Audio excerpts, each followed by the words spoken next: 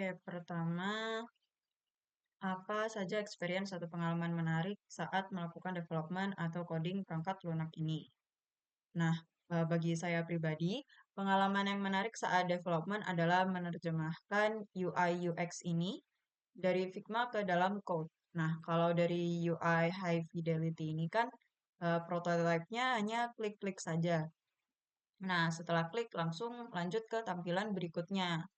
Nah, di sini untuk code, saya harus berpikir, hmm, function apa saja yang diperlukan untuk menampilkan tampilan. Nah, tabel apa saja yang harus saya panggil, kolom apa saja yang harus saya panggil. Nah, saya harus terjemahkan satu persatu nih, misalnya di bidding. Misalnya saja ketika melakukan lelang. Nah, kalau di prototype kan dia hanya kita misalnya nih kita place bid terus untuk nominal ini tinggal klik-klik saja terus di confirm lalu muncul nama di leaderboardnya. Nah, untuk ini untuk code tentu saya harus menerjemahkan satu-satu. Oke, berarti ketika melakukan lelang ini di bid controller saya perlu function apa nih untuk menyimpan lelang yang dimasukkan pengguna untuk meng-create record bid baru. Lalu misalnya untuk menampilkan leaderboard itu saya perlu function apa untuk mereturn view di page bid ticket. Nah, ini itu menurut saya cukup tricky dan memang harus diuji berulang-ulang, jadi harus dicoba manual berulang kali sampai mendapatkan flow yang sesuai, mendapatkan flow yang diinginkan.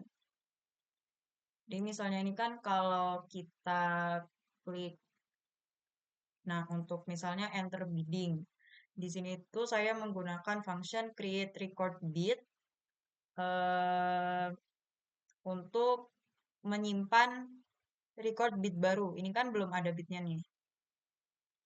Misalnya seperti itu. Itu yang menarik menurut saya. Nah, kemudian yang menarik lagi tentunya di teamwork.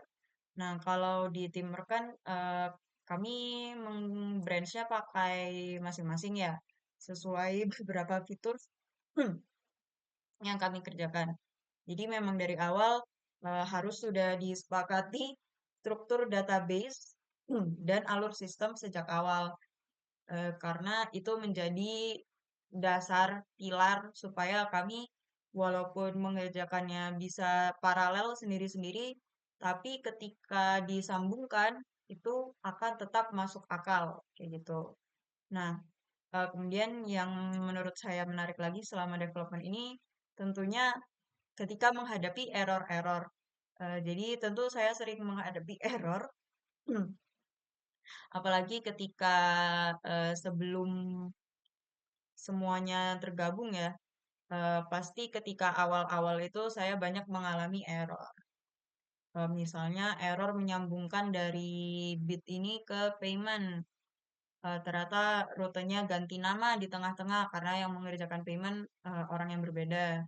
Nah, di sini menurut saya error-error ini sangat menarik kejadiannya ketika saya hadapi dalam development. Oke, sudah tiga, apalagi ya? Oke, kurang lebih itulah pengalaman menarik yang saya temukan selama development TikSight ini.